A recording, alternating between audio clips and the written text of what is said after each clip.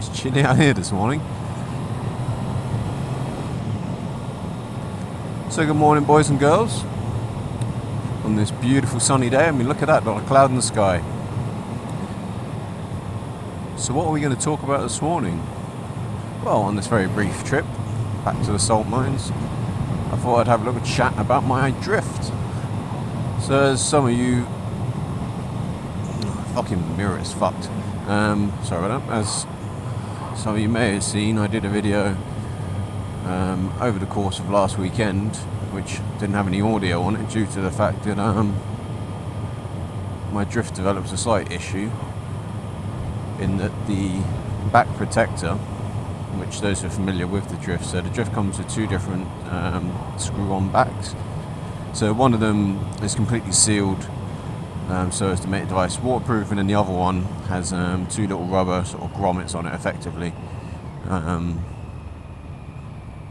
so that you can plug in the external microphone and a data cable or a charger without having to take the back off every time. So that's the one I use predominantly, because most of the time I have my microphone plugged in. But yeah, so I was going to work the other day, got to work, and the back was basically hanging off. And when I had a look at it, took it off, it basically fell apart. The bolt inside it just sheared off, and this little rubbishy plastic bit, so it wouldn't stay attached. Which, to be fair, is not particularly impressive when you consider I've only had the camera about a week at that point. So I went and had a little chat with the guys at Action Cams, which is where I got this, and they were very kind enough to send me out a replacement back for it, which you'd expect anyway. I've only had it a week. He actually sent me two, which when I actually looked at them last night, they're actually different to the ones that were come with it as standard. So the rubbishy plastic bit, they're completely sheared, isn't plastic anymore, it's a metal piece. So it does suggest to me that drift know bloody well that their backs are shit, and that they fall and they break after about 10 minutes, hence why they've replaced them, and hence why Action Cams, they were just like, yeah, there you go, have another one, which kind of ties in with everything. So overall, the camera, I'm relatively pleased with. Like, the quality wise, this is my first Action Cam, so I haven't got a lot of stuff to base it on really, but you know, the video quality is very good. It's really easy to mount, which was one of the reasons I went for it, because I did look at all the various other options, Sony and GoPro and things like that, and this did seem like the easiest one to mount due to the fact you've got like the adjustable lens on there, so even if you do put it on slightly wrong, you can just twist the lens and it'll work absolutely fine. Although one thing I have found, well, I haven't tested, but I'm guessing it's the source of the problem. See, I've got mine mounted flat on the top of my helmet, and so I've got the lens sort of twisted, like sort of right round really, so that it's kind of like an awkward sort of angle, so it sticks out. And I think because of this, it really distorts without the internal mic. So I've watched some videos where guys blatantly seem to be using drifts, and they don't seem to have the same level of wind distortion that I do. Of course, that can depend on the bike and how fast you're going and stuff. But yeah, so if you don't have the internal mic on, you get pretty much no audio at all once you're above about 10 miles an hour. One of the other issues I found as well it's not really an issue, well I think it is, but apparently Drift and everyone else doesn't, is that in really cold weather, so for example, I might put some pictures on this video to show you what I'm on about, but on very cold mornings, like even now, even though the sun is shining, it is quite chilly. When I get to my destination, you'll look at the LCD and there'll be basically, it looks like condensation on the glass, which you can still see the screen and stuff, but I don't know, it's one of those things that really bugs me. I don't quite know why. So again, I talked to Action Cameras, and again, it's clearly something that that they know about, because they came back to me with a response pretty much straight away. So it's clearly something they've been asked more than once. And when I had a look around, there's quite a few videos on YouTube talking about it. But basically, they claim it's due to the fact that it's a watertight device. So basically, the device gets hot. Outside is cold, so it's going to sort of mist up a little bit. So that was sort of their response to that one, and then that was pretty much it. which probably explains why a lot of the big manufacturers like Sony and GoPro don't actually build a screen as default into their devices. So maybe this is a factor. But again, it's one of those little things that kind of makes you a bit dubious of the camera in that sense. It's like, well, you really haven't thought it through. To be honest, the LCD, I don't really use it. The only thing you really use it for is just adjusting settings. I never I never view any playback on it because it's too bloody small, to be honest. Like most LCDs, if you're in bright sunlight, it's really bloody hard to see anyway. So usually I just wait till I get home and look on the computer, see how it came out. So with hindsight, next camera I get, if I don't go for a drift, which I don't know, I may or may not. I don't think I'd be too fussed whether I had an LCD or not. So yeah, overall, I don't know, I'm a little disappointed with it, to be honest, because it's just too many little sort of bugs from what I can see. Oh, that was the other major issue that I found so far, which seems to be firmware related, because there's quite a lot of people grumbling about it, is that whenever I tried lowering the resolution on the camera to 960 just to try and reduce file size so it doesn't take so bloody long to upload all the time. And every time I do that, it crashes the camera, which is nice. So it just freezes. So I'll be jabbering away, or filming away, or thinking I'm filming away.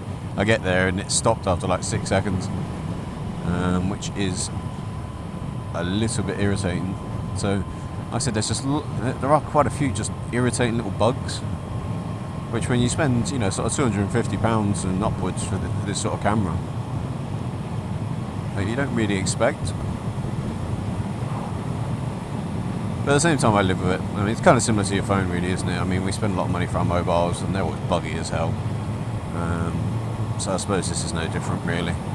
But like, none of it prevents you from using the camera, but you expect a little bit more, I guess. But hopefully they'll fix a few of these little bugs with, you know, sort of further firmware updates. So yeah, that's my overall view of the Drift. Like I said, for the sort of money, I suppose it is good value. It's a lot cheaper than the Black Edition and the GoPro, which is the reason, to be honest, that I went with this, and the fact that the GoPro is a bit more awkward to mount. I've sort of looked at all the different mounting positions and different brackets you need, and it just seemed like a bit of a pain in the arse. If you're actually hooking it to your handlebars, it might work, although I don't know how it would work on my one. But yeah, overall, it just seemed a bit of a faff, so that's why I went with this one. But would I still buy one? I probably still would. But like I said, a little bit disappointed with just weird little niggly things that I think Drift could do better. There are lots of good things about it, though. I really like the remote control. As you probably can't see, I put it in my clear bit in my tank pack, because I find it a bit awkward when it's actually on your wrist. Sort of having to, especially when I've got my tank pack on, you have to sort of lean over the bike effectively. It's quite awkward to get to, and there's nowhere else really I can hook it on. If I didn't have my tank bag, I suppose I could hook it onto the handlebar somewhere, but you don't really need it for much. It just lets you know that you're actually recording. So you hit the button, it flashes red and lets you know that the camera's active. So it's just useful for that, really. So that's quite a nice little touch. So I'd also like to say thank you to all the guys who have already started sort of watching the couple of videos I have put online. That's much appreciated. There will be lots more, hopefully. God knows what I'm going to review next. I suppose maybe whatever gadget I manage to get next. Not quite sure which one yet. I think some Kevlar fucking jeans might be needed because it's starting to get very hot.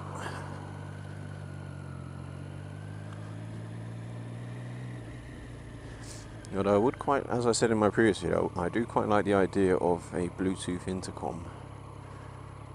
As on long trips, it does get very boring, especially when you're just sat on bloody motorways, which is what I've been having to do the last couple of weekends. It's like a 300-mile round trip on a motorway, basically the whole way there and back. Absolutely mind-numbing.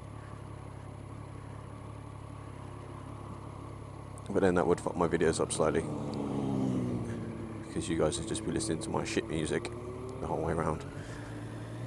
and then I'd have then I'd probably have YouTube up my arse for copyright infringement, which is quite funny actually. The video I put on there the other day, I whacked some music onto it. Does that auto check thing where it reckons you've got like a song on it. For some reason it seems to think that song's a Ray Charles song, which I'm pretty sure it's not, but I would have been interested to hear the Ray Charles version of it. Stay there.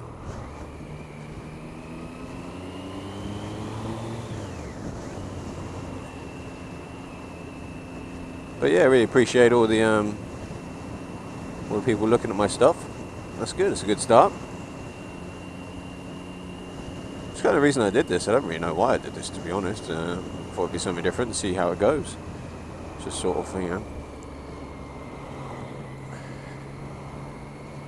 reach out and touch some people. Not literally, of course. Do you actually want to turn left? I mean, what the fuck are you doing? Yes, they do. Obviously, you don't want petrol. Not at those prices.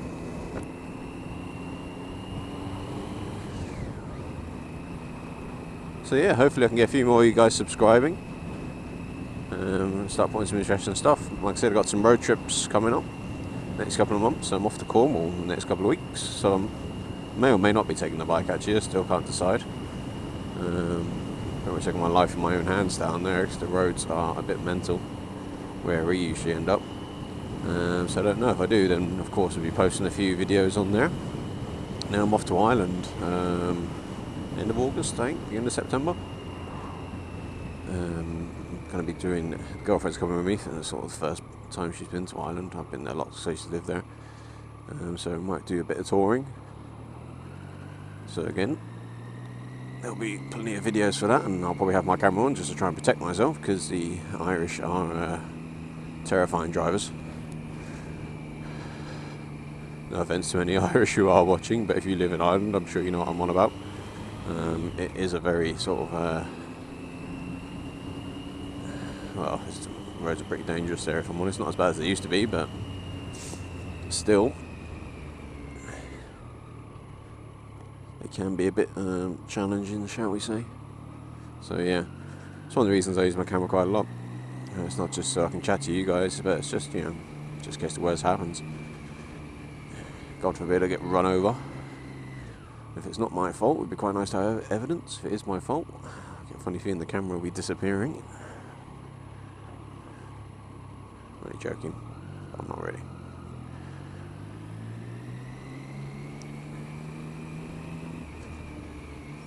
I might actually start doing montages of just all my near misses. The last couple of weeks.